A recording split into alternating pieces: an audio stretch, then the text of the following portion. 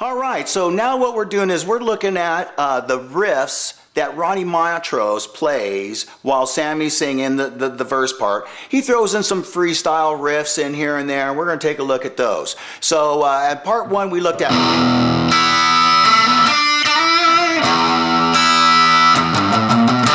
So what we're looking at these little things here. All right. We looked at those are the first two we looked at on the part one of the song. Now other things he does, he'll go.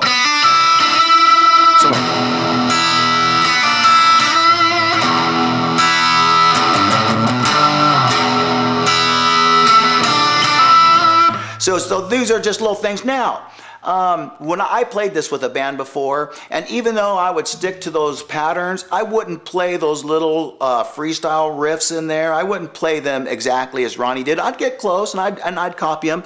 And once you learn these things I show you, go to the song and figure these things out for yourself. There's a lot of different things you can do here. Another one he does, he goes,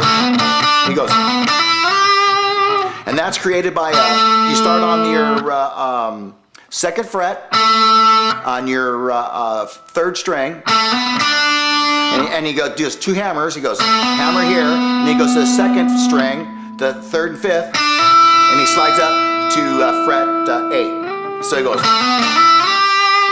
like that. So he goes.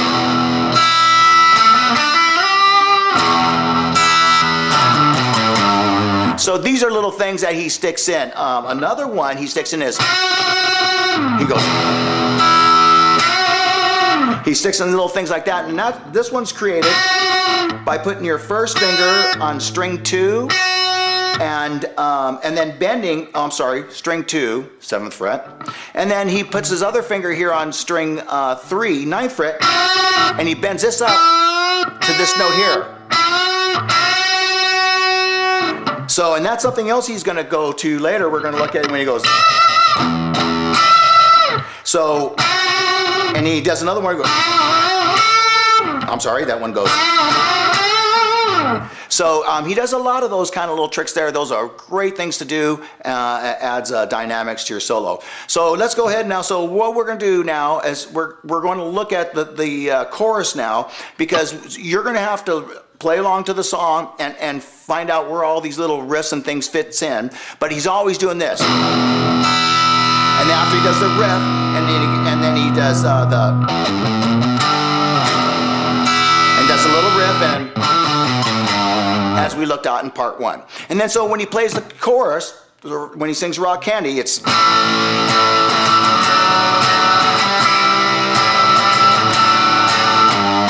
okay. So let's look at this A chord, and he's going to play. He uses the first finger to hold down 3 strings, and then you leave that there, so you can still play string 3 at the 2nd fret, but you put your second finger on string 2, 2nd fret, and you put your third finger on string 4, 4th fret. That's a typical blues chord that a lot of bands have used, and it goes.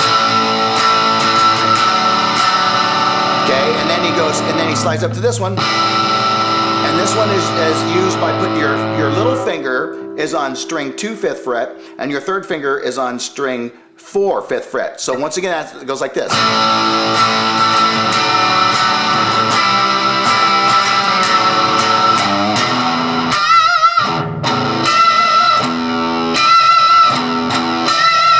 Okay, so how that happens is he's hitting the bottom string here, and then he does this. And that's created by playing the first string here, and you bend up here with the second string. So first string, 12th fret, and then you bend this up to your E note.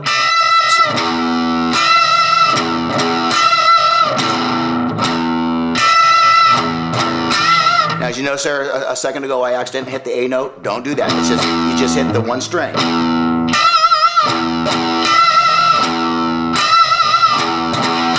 And back to this.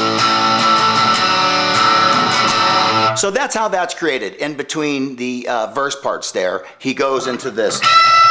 And he does that throughout the song. Another one he does is this.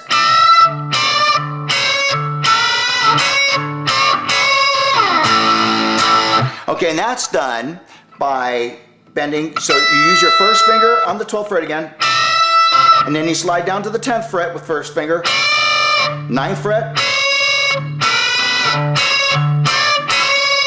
Once again.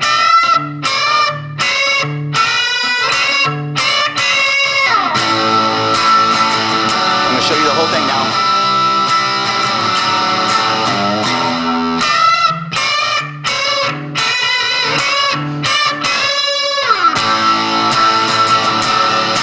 So that's how he does that part, and it's a really fun riff to play.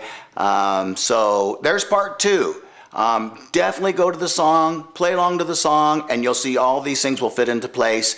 And stay tuned for part 3. We'll start talking about that solo, which is fun to play.